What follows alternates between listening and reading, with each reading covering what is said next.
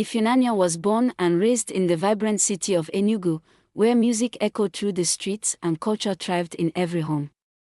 From a young age, her voice stood out, a honeyed melody that could bring grown men to tears and make women dance in ecstasy. By the time she turned 21, she had already won several local singing competitions, capturing the attention of industry scouts. It was at one such competition that Chukwudi Chuks Okafor, the CEO of Gold Vibes Records, first laid eyes on her. Tall, handsome, and exuding the aura of success, Chuks had built an empire of stars, but he had never seen raw talent like Ifunanya's. He knew instantly that she was the future of the Nigerian music industry. Chuks wasted no time. Within days, Ifunanya found herself in the Gold Vibe studio, recording her first single. The contract was generous, more than she ever expected, but it came with high expectations. She had to work tirelessly, maintain a perfect public image, and most importantly, remain loyal to the label. At first, Ifunanya was overwhelmed by the attention and the demands, but she quickly adjusted. She spent countless nights in the studio, working under Chuks's watchful eye. He was more than just a boss, he became a mentor, a guide, and eventually, something much more dangerous. The chemistry between Ifunanya and Chuks was undeniable. It started with long conversations about music, dreams, and life. Then came the lingering stares, the subtle touches, and the late-night calls that had nothing to do with business. Chuks was married to Nneka, a graceful woman who had been with him before he made his fortune. But Ifunanya fascinated him in ways he could not explain. She was young, vibrant, and intoxicatingly talented. He knew the risks, but he also knew that some temptations were impossible to resist. One rainy evening, after an exhausting studio session, Chuks offered to drive Ifunanya home. As the rain poured down in thick sheets, he pulled up in front of a small apartment. But neither of them moved to open the door. Instead, in that dimly lit car, their emotions took control. One kiss turned into another, and before they knew it, they had crossed a line that could never be uncrossed. For the first few weeks, they managed to keep their affair a secret. But in the music industry, secrets never stayed buried for long. Despite the forbidden romance brewing behind the scenes, Ifunanya's career skyrocketed.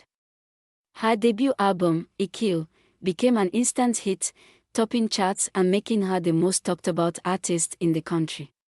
She performed at sold-out concerts, graced magazine covers, and received invitations to international collaborations.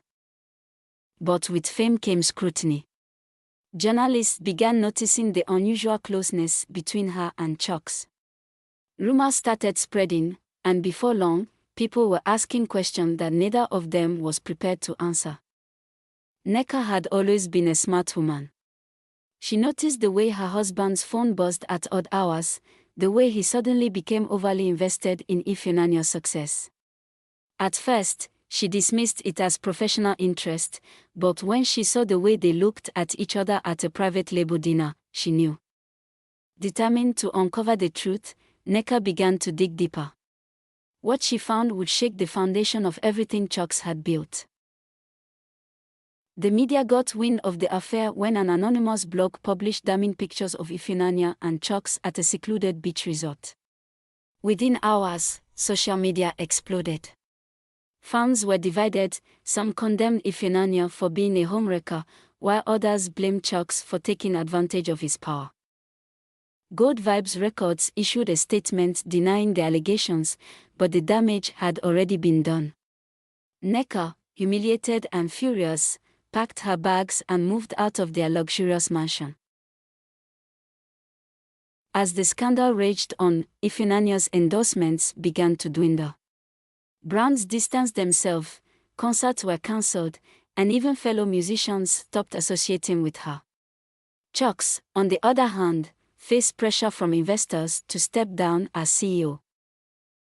The once promising future they had built together was now crumbling, and neither of them knew how to salvage it. Feeling abandoned, Ifunanya confronted Chuks. Did you ever love me, or was I just another one of your projects? She demanded, tears streaming down her face. Chucks had no answer. He had risked everything, his marriage, his career, his reputation, but now, as he looked at the ruins around him, he wondered if it had all been worth it. With nothing left to lose, Ifunanya made a bold decision. She would leave Gold Vibes and start her own independent label. She had the talent, the experience, and despite the backlash, she still had loyal fans who believed in her. The road ahead would not be easy, but she knew one thing for certain: she was done letting men control her destiny. Ifunanya faced numerous challenges in setting up her new record label. Investors were hesitant, and the media still painted her in a negative light. But she refused to give up. With the help of a few trusted allies, she started working on her comeback album. Meanwhile, Chuck's empire continued to fall apart. Gold Vibes' biggest artist left, shareholders forced him out, and his marriage was beyond repair. He attempted to reach out to Ifunanya, but she ignored him.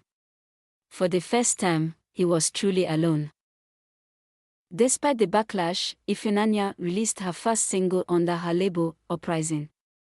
To everyone's surprise, it became a massive hit. The public, seeing her resilience and raw talent, slowly began to support her again. She gave interviews, not to defend herself, but to share her truth, her mistakes, her lessons, and her dreams for the future. Step by step, she reclaimed her place in the music industry, this time on her own terms. Just as Ifunanya began regaining her ground, a new artist under Gold Vibes, Chioma Blaze, emerged as her biggest competition. Chioma, backed by Chucks and his remaining influence, was determined to overshadow Ifunanya.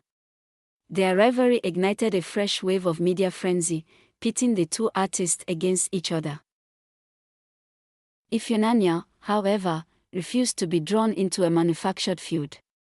Instead, she focused on her craft, determined to prove that her talent, not controversy, defined her legacy.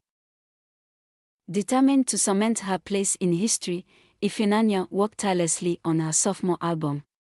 With her past behind her and her new label thriving, she delivered the best music of her career. The album was a global success, finally putting her above the competition. She had won, not through scandal, but through sheer talent and perseverance.